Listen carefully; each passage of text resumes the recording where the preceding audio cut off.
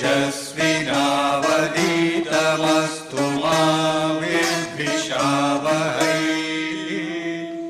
ॐ शान्ति शान्ति शान्तिः।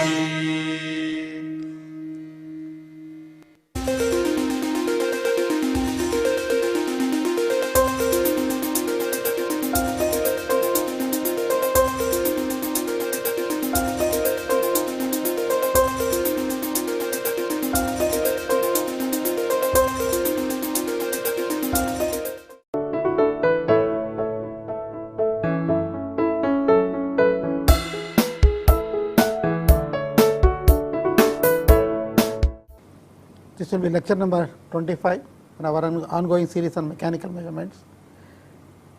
You will recall that in the previous lecture we are looking at the transient response of a U-tube manometer.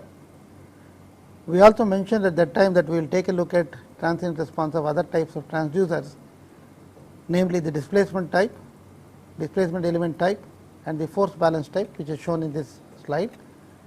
We will round it off with an example, and then we will look at the measurement of vacuum pressures below the atmosphere, and typical vacuum gauges will be the McLeod gauge, and then high vacuum measurement requires special gauges, and we will look at these things, and hopefully we will be able to cover the entire thing in this particular lecture itself.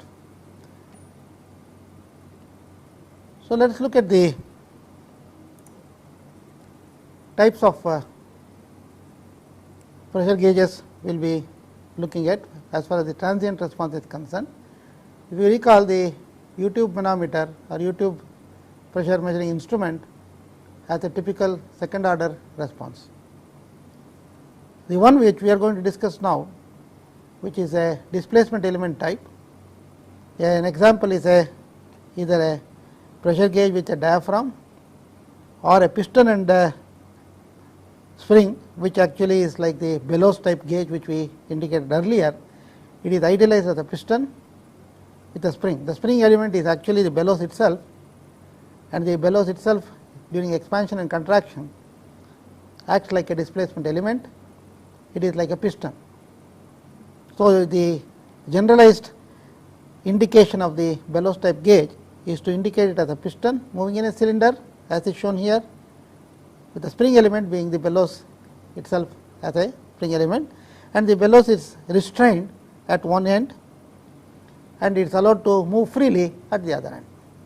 So that is indicated by fixity here, and let us see how we are going to use it in practice. We have a pressure in the chamber C, which is to be measured using a gauge which is located some distance away. In this case, it is connected by a tubular element or a coupling element which is in the form of a tube of diameter 2 r0 or radius equal to r0 and length equal to L. So we have a coupling between the pressure to be measured and the pressure which is indicated by the bellows gauge is shown by C and P respectively. If C is varying with respect to time, P will also vary with respect to time, and we want to know what is the relationship between C and P and the displacement which is going to be shown by the spring element. And the displacement is measured from some datum, and the movement of the piston or one end of the bellows element which is not fixed, with respect to the fixed end it is going to move, and that is the displacement we are going to measure.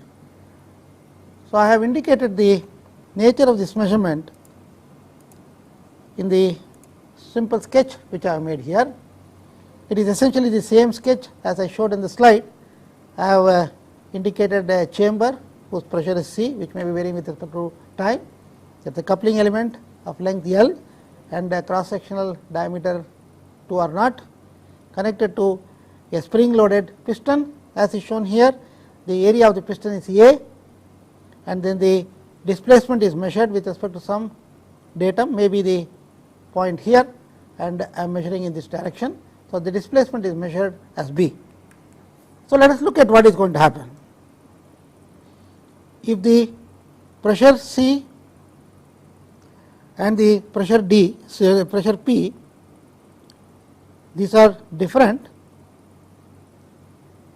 if the two pressures are not the same, what will happen?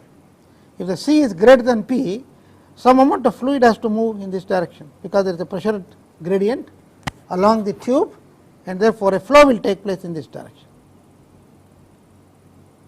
as I indicate there. What is the consequence of this flow? This flow is going to push the piston to the right, and therefore the consequence will be a displacement B.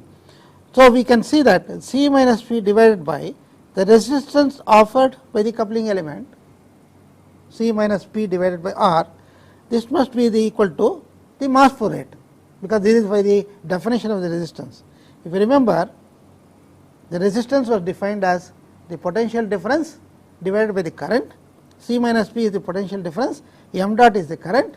So, the ratio was R, therefore, I have now cross multiplied, I have written C minus P by R equal to m dot, and let us see what this m dot is. M dot is nothing but the volume change in the piston, because the piston is moving to the right, the rate of change of volume multiplied with the density is going to give you m dot. So, it will be rho of the manometric liquid multiplied by the area of cross section multiplied by dB by dt. dB by dt. So, you can see that the equation has become dB by dt into rho m into A equal to m dot equal to C minus P by R. This can be rewritten slightly in a different fashion. Let us call this equation 1. Suppose the spring has a constant equal to K, spring constant equal to K. We also know that the force opposing the motion is given by P into A is equal to K into B. These are the two equations which govern the problem. P A equal to K times B, and C minus P by R equal to rho m A d by dt. So, now I can combine these two together. So, combine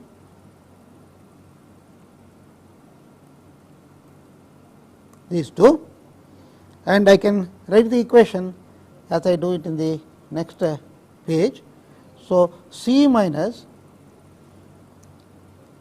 if you see here, instead of P I will write K B by A,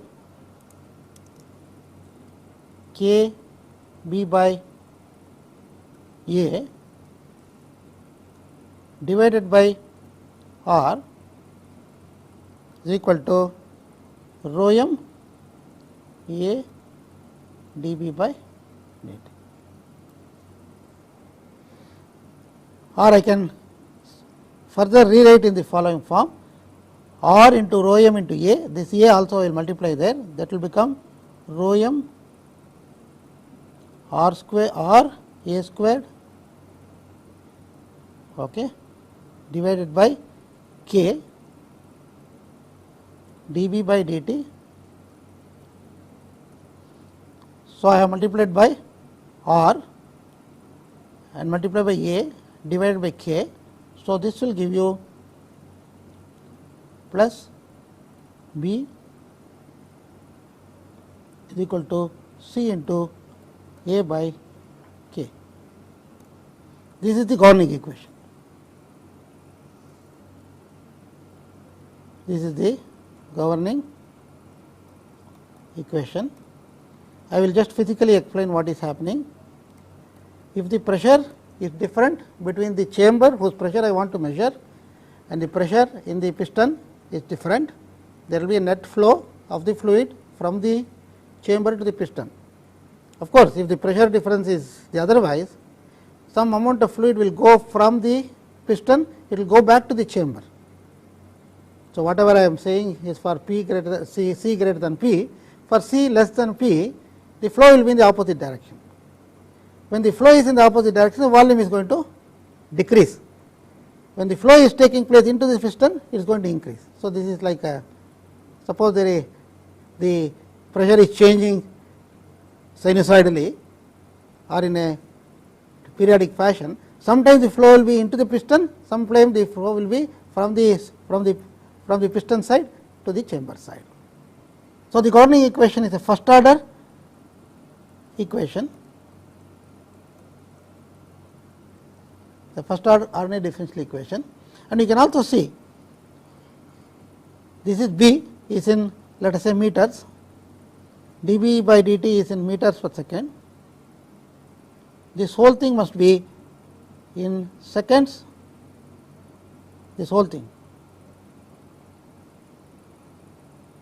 and we can identify it with the time constant. So, time constant is seconds,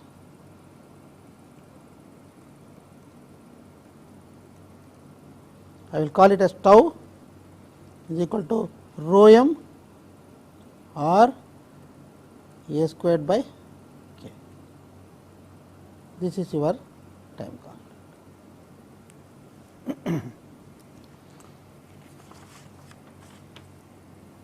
So, we can split it into two parts, as I will do it in the next slide. Next, so tau I can write as r multiplied by rho m a squared by k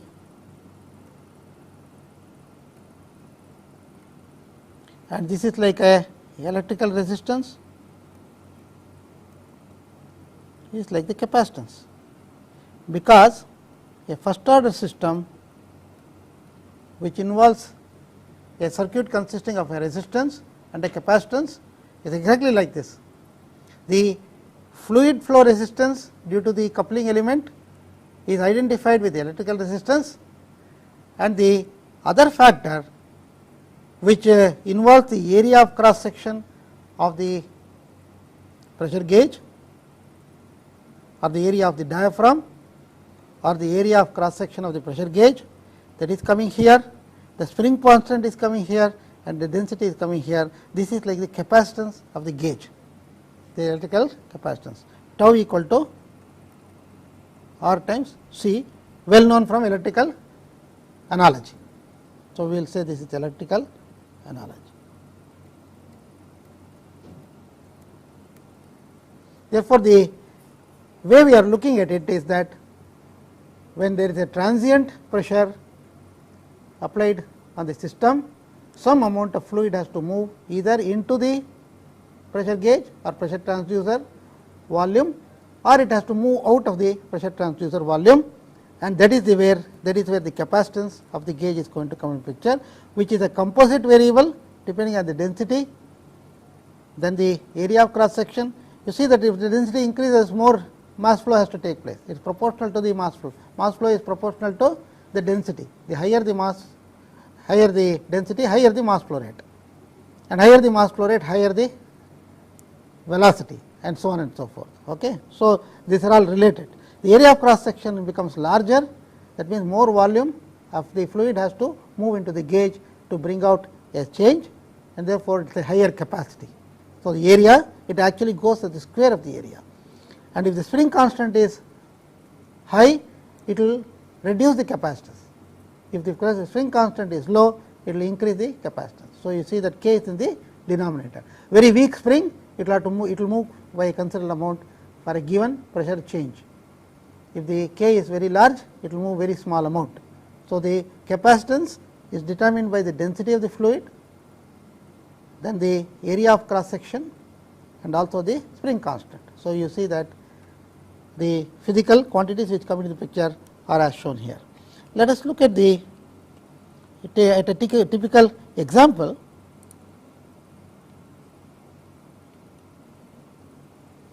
So, we have a pressure signal which is fed through a line having an inside diameter of 2 millimeters and a length of 2.5 meters. This is a typical application. The line is connected to a pressure transducer having a volume of 5 milliliters. This is given. Assume that during measurement this volume remains constant. So, let us look at this example by going back after looking at this the wording of the problem. Let us go back and see what it means. The line is connected to a pressure transducer having a volume of 5 millimeters, assuming that during the measurement this volume remains constant. So, this is a different type of application. air is at 1.2 bar and 30 degrees Celsius. This is the transmitting fluid, and we calculate the time constant of the system in this particular case. Then the second part says, is this arrangement suitable for measuring a transient which is cycling at 100 hertz, and how do you come to your conclusion regarding the answer to this particular part. So, let me go back and see what the arrangement is. The arrangement is slightly different. This is what we considered just a little while ago. We had a pressure C, coupling element, a spring and a piston arrangement. The next arrangement I am looking at is a force balance element. This is slightly different from that. In this case, what I am doing is I am connecting the pressure which is to be measured C through a coupling element to a gauge which also has a diaphragm element, but what I do is I make the diaphragm have null movement. That means that any movement of the diaphragm is compensated by applying a force from the other side such that it goes back to the force required here is directly related to the pressure and the area of cross section, as you can see. When the pressure and the area multiplied with the area of cross section is exactly equal to the force applied, there will be no movement of the diaphragm. In this case, I am using what is called a force balance element, in which I am applying a force in the opposite direction such that the displacement is completely null. Let us take a look at the case of the fluid being a compressible fluid. For example, air inside the system, the pressure chamber here, and the coupling tube is full of that air. And now, if you see what is happening, there is no change in the volume, because I am nullifying whatever displacement that may take place. When the pressure is different, when the pressure changes, immediately I am putting a force such that that pressure is nullified. Okay? So, that means there is no change in the volume, but you remember from the equation of state for a gas that P equal to rho R T, because pressure, density, temperature, they are all related. If the pressure changes, the density of the fluid has to change. So, if the density of the fluid changes, some mass transfer mass must go from the chamber to the through the pipe into the chamber into the pressure gauge, such that the density increases. Okay. Let us look at the this case in some detail by working out what is going to happen in the case of a force balance element.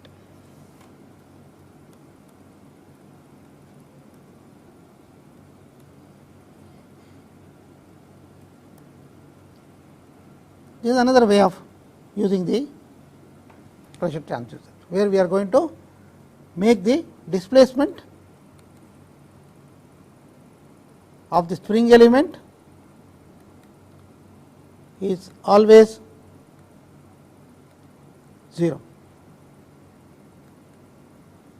instead of allowing it to displace, I am going to keep it this thing.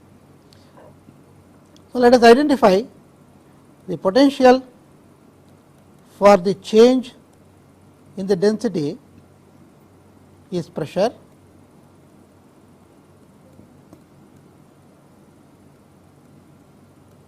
and the mass of gas within the transducer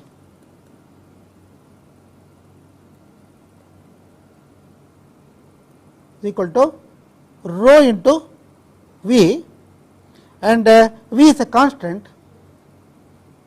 It is a constant. There is no change in the volume.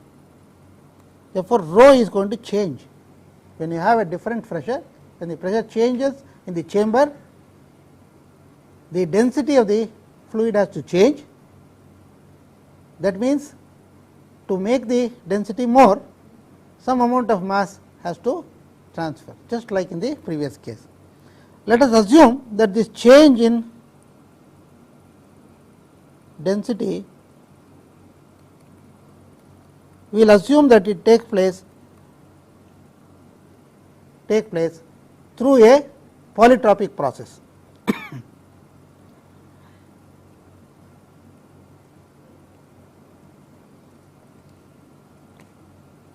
So, what is this polytropic process?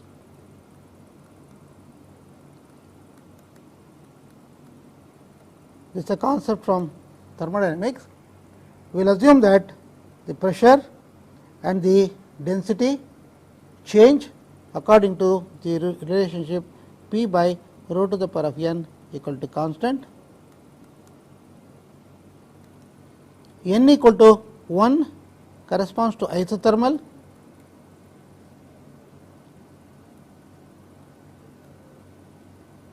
if the temperature remains fixed throughout, we can assume n equal to 1, n equal to gamma, the ratio of specific heats if it is a isentropic process,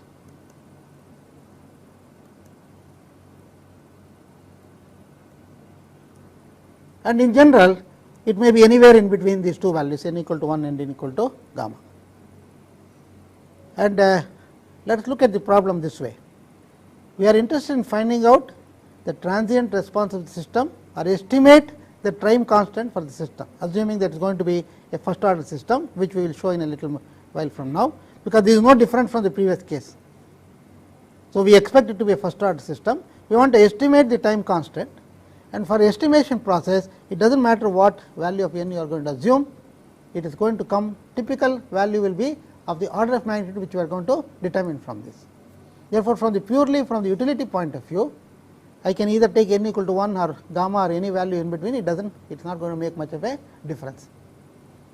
That means that the actual process undergone by the gas as it flows through the from one side to the other side is not very important for this particular purpose. So, let us look at this P by rho to the power of n equal to constant. I can differentiate logarithmically. So, what I do is log P minus n log rho equal to constant. Constant is now logarithm of that. I am just taking the log of that. Your logarithmic differentiation will give you dP by P equal to n d rho by rho. N d rho by rho. Why calculate this? You will see that the mass inside is rho v, and again I can logarithmically differentiate dm by m equal to d rho by rho, since v equal to constant. Dm by m, the change in the mass to the mass which is already there, is simply related to the change in the density as a ratio of the density rho itself. So, that is what gives rise to that. So, you can now see that if I go back, dP by P equal to n d rho by rho, I can also write it as dP by d rho equal to n p by rho, n p by rho. So, the capacity of the capacitance, I can take it as the ratio, the dm by dP, this is the capacitance of the gauge. So, dm by dP I can write it using the previous expression. I can write it as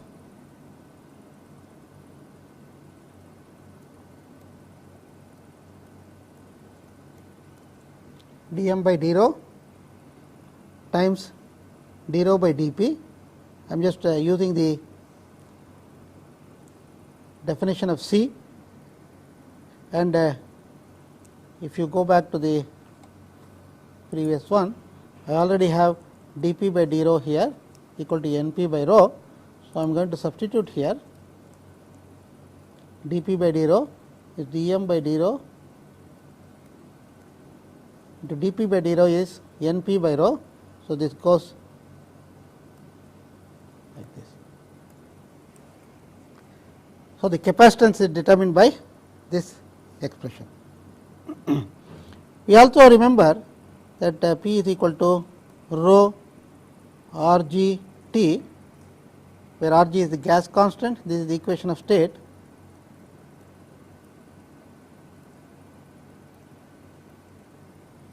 So, using the equation of state, P equal to rho R g t.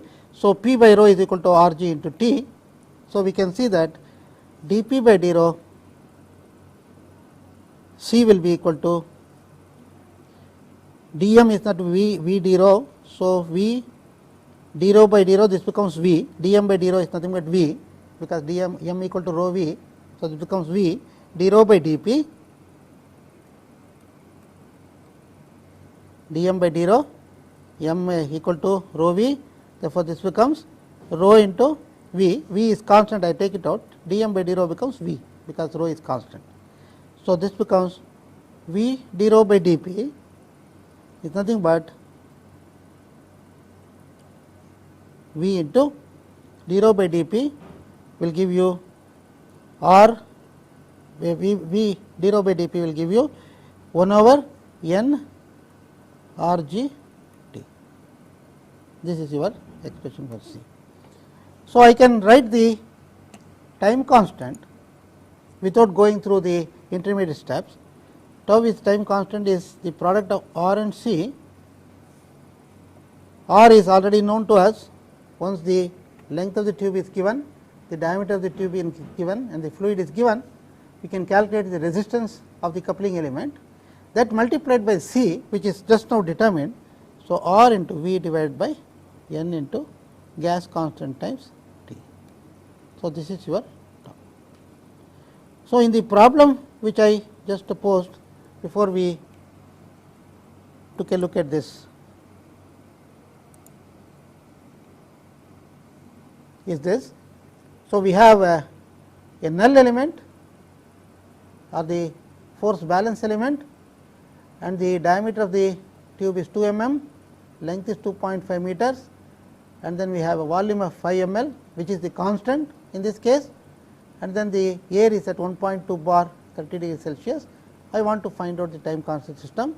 Exactly the calculation which I just indicated now has to be performed for this, and let us do that on the board. So, the example 26, which requires the calculation R, which goes here, and we require the capacitance. If we calculate these two, our job is essentially accomplished.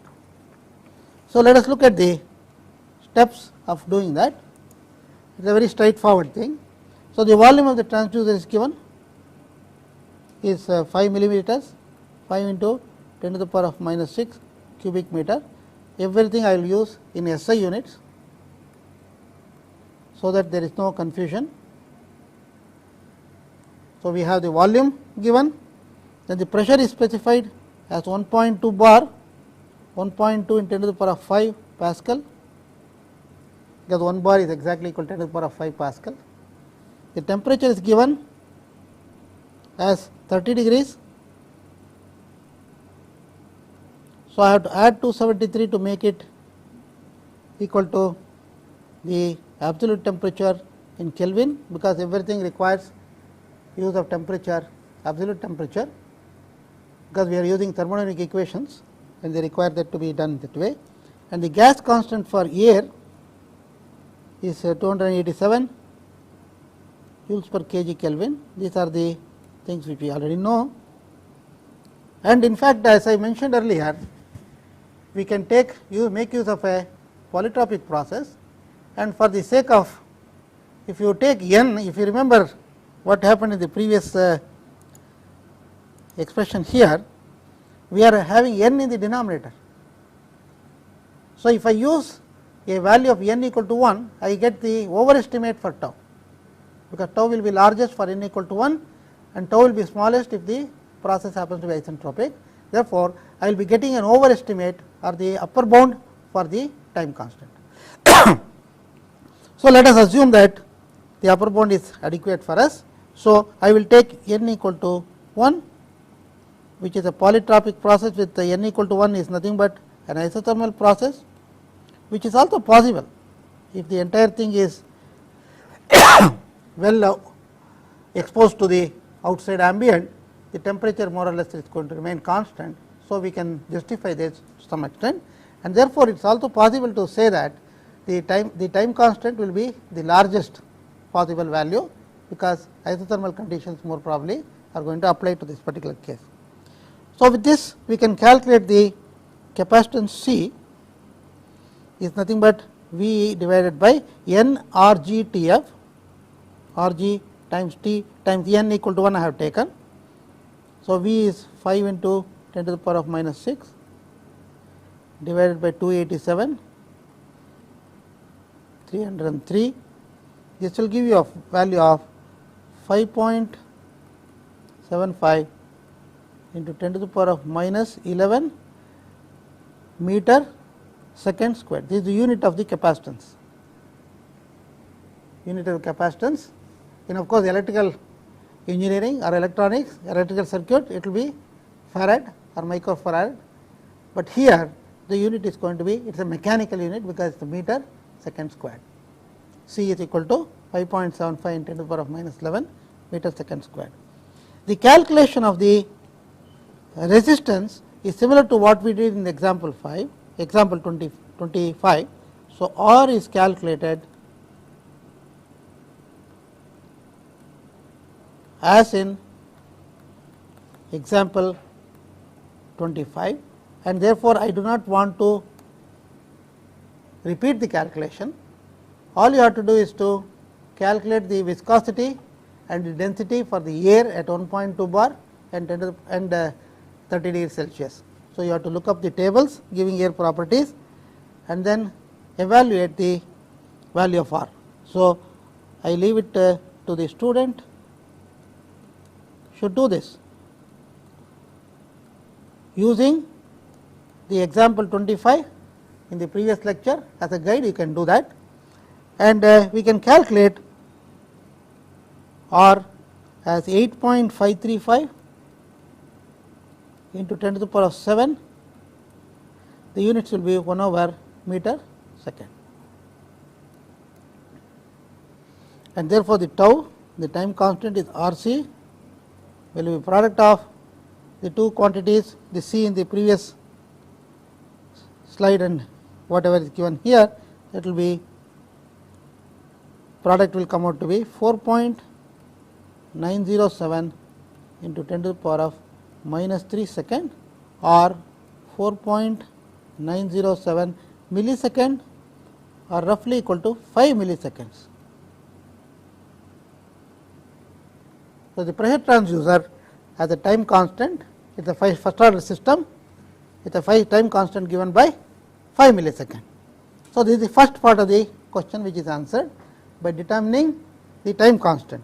Now, we want to find out if it will be useful for a signal which is varying at 100 hertz.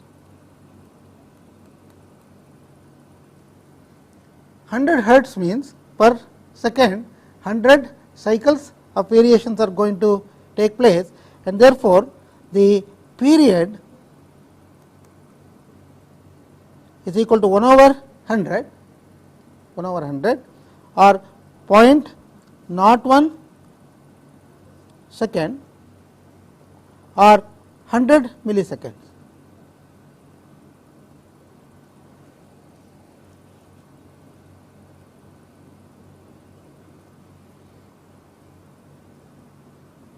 I am sorry, I think it is 10 milliseconds, right? 10 milliseconds, okay. 10 milliseconds. It is going to be 10 milliseconds.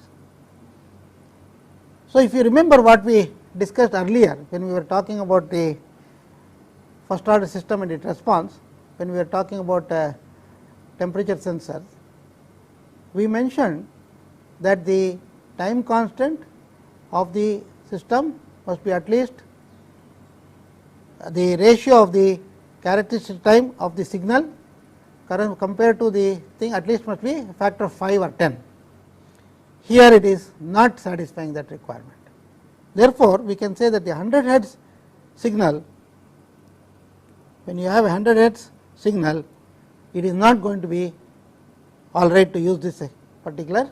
So, it will not follow, it will not be useful. We cannot use this transducer or the dimensions which are given.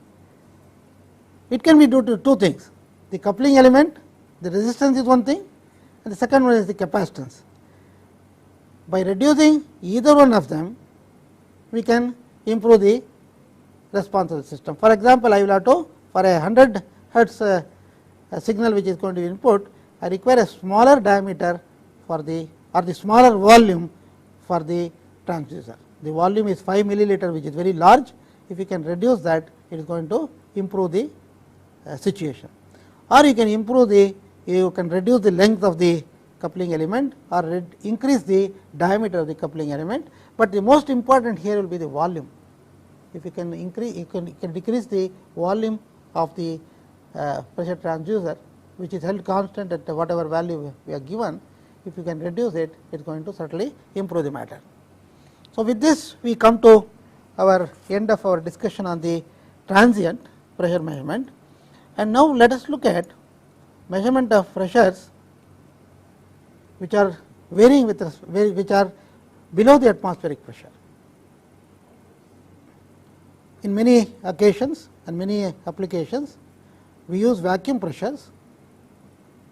In many chemical instruments which are used in chemistry, chemical analysis or physical analysis and so on, it is necessary to remove or reduce the gases which are present, and that can be done by pulling a vacuum, and you would like to measure the vacuum pressure, which will be of course below the atmospheric pressure.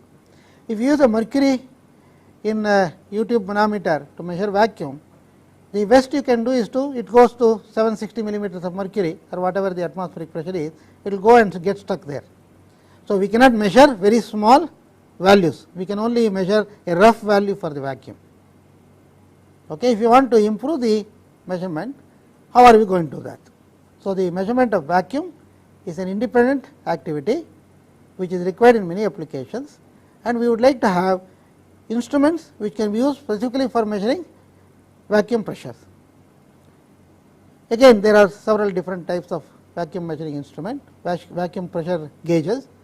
One of them is the McLeod gauge, and the subsequent ones I am going to discuss are going to be somewhat specialized gauges. We will come to them as we progress.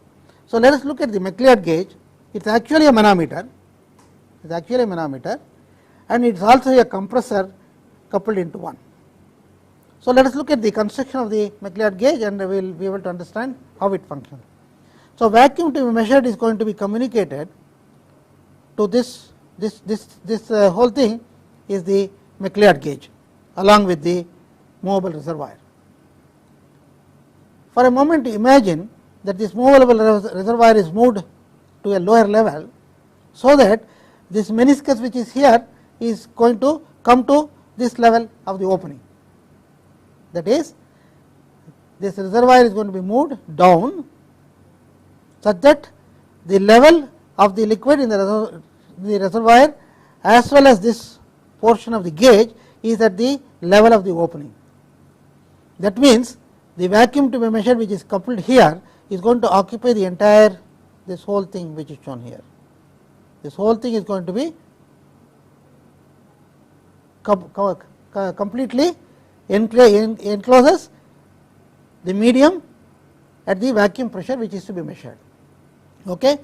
So, suppose we assume that the volume of this bulb, this capillary and this side tube, everything put together is some volume VB. So, we have, when the level of the reservoir is brought down such that it is just at the opening, some amount of the gas, the residual gas in the vacuum chamber equal to some volume VB, we will call it as VB, is going to be trapped in this one, and now slowly I move the reservoir up. Slowly I move the reservoir up. So, what happens? The liquid level which is here at the opening level slowly rises, and when it does so, it traps a certain amount of gas in this portion which is at the original volume VB, and slowly as I rise it, that volume is going to be compressed to the volume above the meniscus here. This is the volume above the meniscus. This volume is given by the area of cross section of the capillary multiplied by the height y here, which is shown here. And what I do is, after bringing down to this level and then allowing the gas to occupy the entire region inside, I am going to move this reservoir slowly up such that it the level comes to the standard reference level. I have got a reference mark here. So, I will move it up such that the level is at this reference level. So, this meniscus and this meniscus are all at the same level, which is equal to the reference level.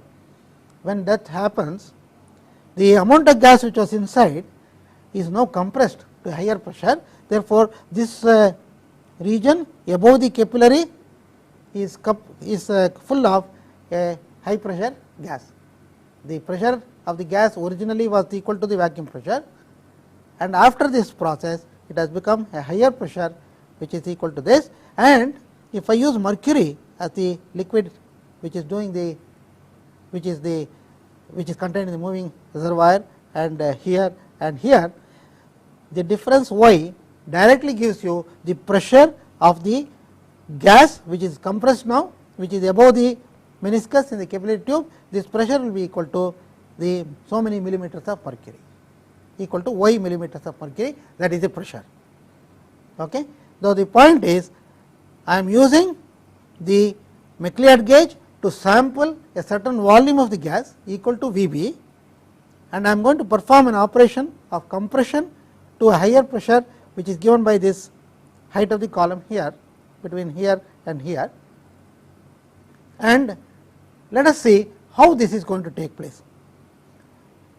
The change, if I assume that the temperature of the entire instrument is constant during this operation, the process of compression is going to follow an isothermal process. So, that is the crux of the matter. And before we go to look at the appropriate formula, the range of this instrument is 10 to the power of minus 2 to 100 micrometer. Micrometer is micrometer of mercury, or 0.001 to 10 pascals. This is the range of pressures which we can measure using this instrument. Let us look at the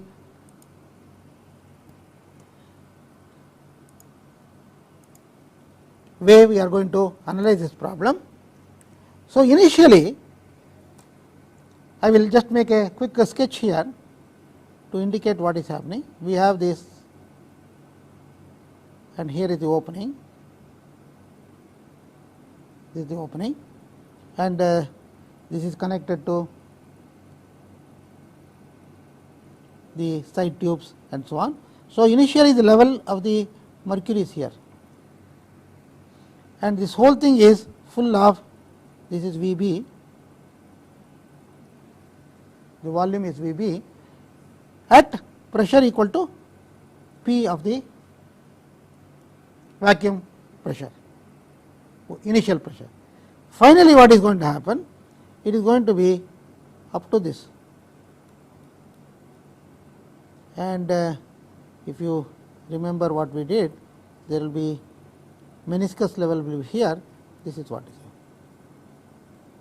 This is your y. So, the volume to begin with is VB, final volume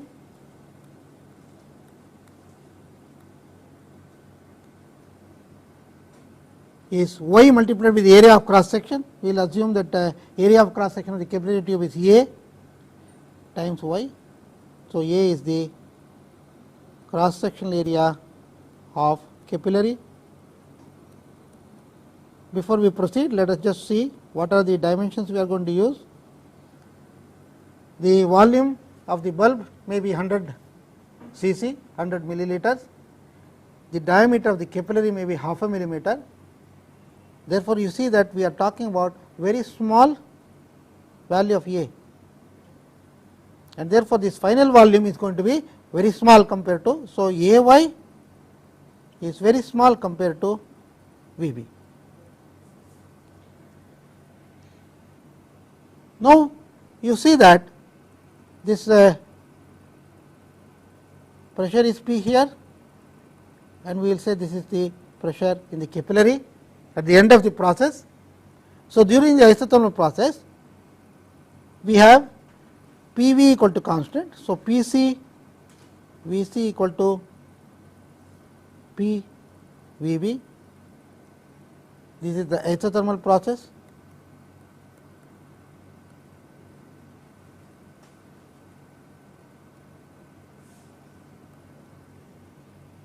And you also see that this is one equation.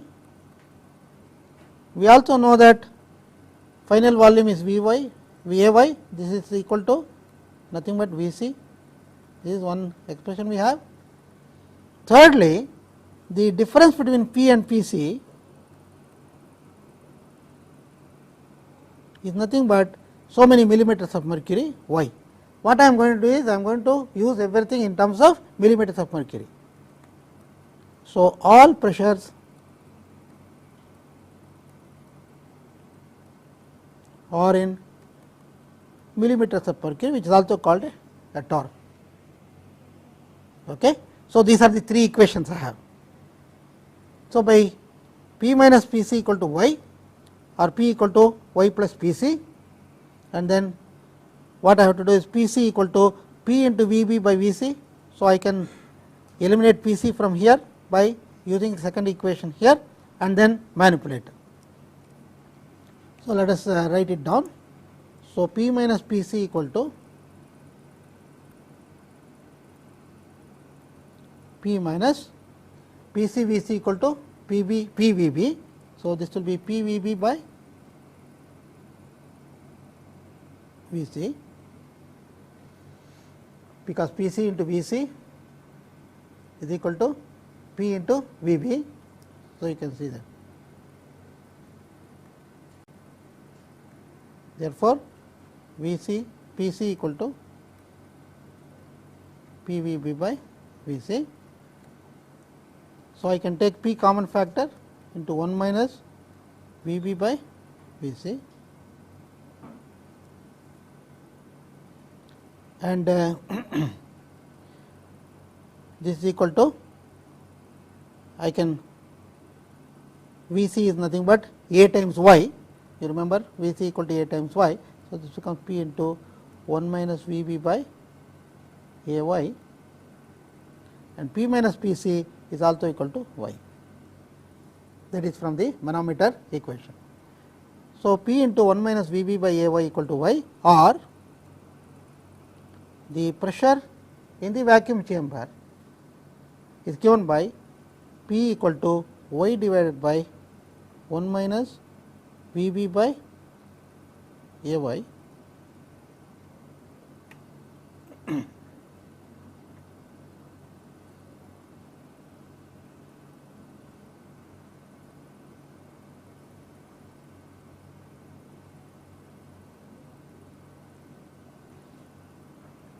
this will be, you can multiply by A y the entire thing. So, this becomes A y squared divided by A y minus V b. I think we made a mistake somewhere. So, there is a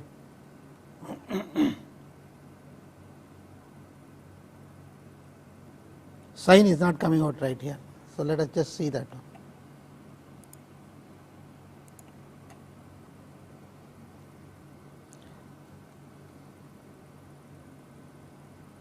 This is actually P c minus P.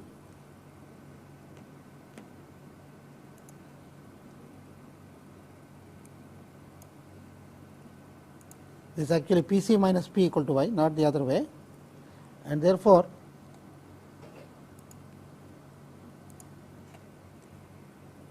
this is actually, we will make a correction quickly. This is P c minus P equal to, so this will be minus, this will be plus. So, this will be plus, this will be minus, and therefore, finally, this will be minus, this will be plus, and I will just make the correction here.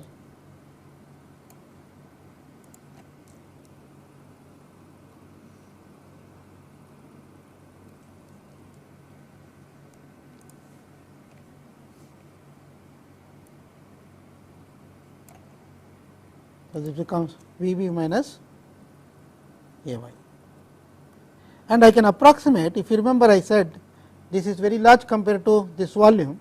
I can simply say it is equal to A y squared by V b, or if I call this A by V b as the gauge constant k, some k constant k times y squared. So, the pressure of the vacuum chamber, which is what we are trying to measure, P is equal to k times y squared.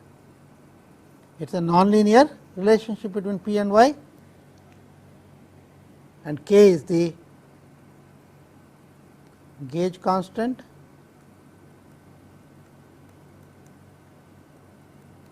is equal to A by V b. A is the area of cross section of the capillary, V b is the volume of the bulb and the capillary of course is a very small volume, we can ignore that. So, it is nothing but the area of cross section of the capillary to the ratio of area of capillary to the volume of the bulb. With this background, let us just take one example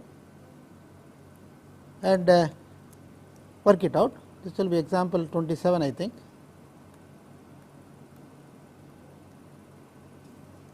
So, we have just enough time to look at one.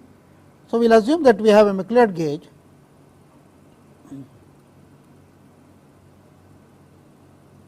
The McLeod gauge is named after the inventor of the instrument. So, McLeod is the name of the person. V b is given as 100 milliliters or cubic centimeters, and capillary diameter, we will call it as diameter of the capillary,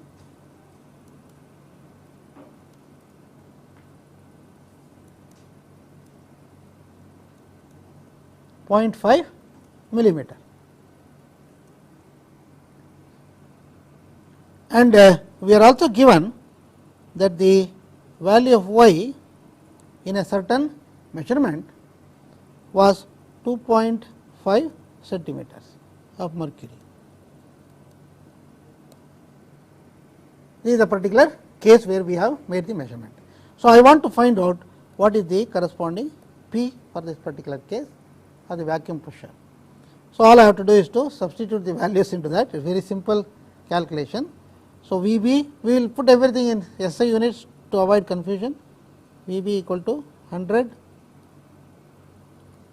into 10 to the power of minus 6 cubic meters is equal to 10 to the power of minus 4 cubic meters, and the area of cross section of the tube is pi into dc squared by 4. So, pi divided by 4 multiplied by 0.5 millimeters, 0.5 into 10 to the power of minus 3 meter whole squared. This will give you 1.9635 into 10 to the power of minus 7 meter square. And y also must put it in meters, 2.5 centimeters, which is divided by 100 to get the meters. So, with this, let us substitute into the equation, or you can calculate the gauge constant if you want and then calculate it. So, I will just say P is equal to A y squared by V b. This is approximate because I am ignoring the minus A y in the denominator.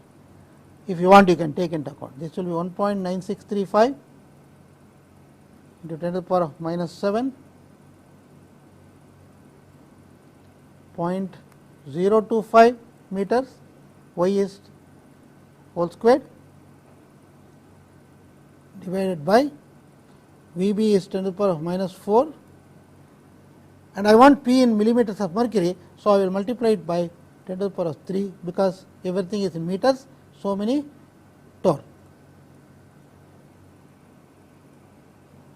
So, this will come to 1.227 into 10 to the power of minus 3 torr or 1.227 millitorr. So, the pressure is 1.227 millitorr. And if you remember, the exact formula would have been P equal to Ay square divided by Vb minus Ay. So, the error can be calculated by calculating this quantity and comparing with these two quantities. If you compare, you will be able to find out the error, and in fact, I will leave this as an exercise to be done by the student. The error comes out to be in percentage is 4.9 into 10 to the power of minus 3%. A very small error and therefore quite negligible. That means that this is a good representation. You need not use this. You can use this directly. P equal to Ay squared by Vb is a good enough approximation for calculating the pressure of the vacuum chamber. So, with this we have looked at one way of measuring the pressure in a vacuum chamber, and let us just introduce other ways of doing it, so that we can take it up in the next lecture. So, let us look at the other gauges. The other gauges are required because vacuum can have, we can classify vacuum into low vacuum, then high vacuum, then we have ultra high vacuum. As at low vacuum we are talking about pressures below the atmosphere, and it could be anywhere from, on the negative side, from below the atmosphere it could be anywhere up to minus 760 millimeters of mercury, that is 76 centimeters of mercury below the this thing.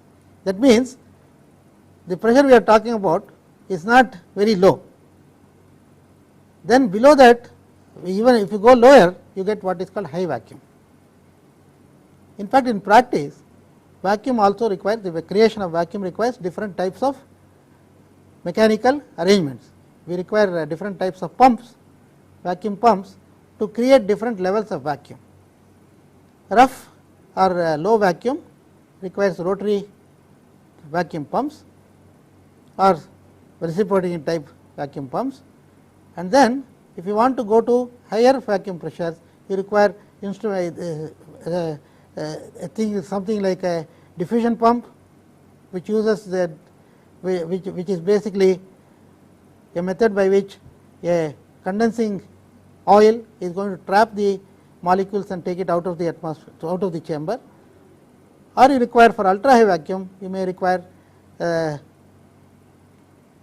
using a cryogenic pump, cryo pump, or you may use gutter pumps, which are actually special pumps which evaporate a metal, which will, after evaporation, is going to trap the gas and take it away. So, the vacuum to be measured requires comes in different ranges, and to cover the different ranges, of course, we require different methods. And I have just indicated here the Pirani gauge, which uses essentially like what we had earlier, the resistance thermometer idea. This is for not very high vacuum, 0.1 to 100 pascals, and then we have what is called an ionization gauge for much higher values, or we can use an alpha Strong gauge. These are the three gauges I am going to discuss. What I will do is take it up in the next lecture. Thank you.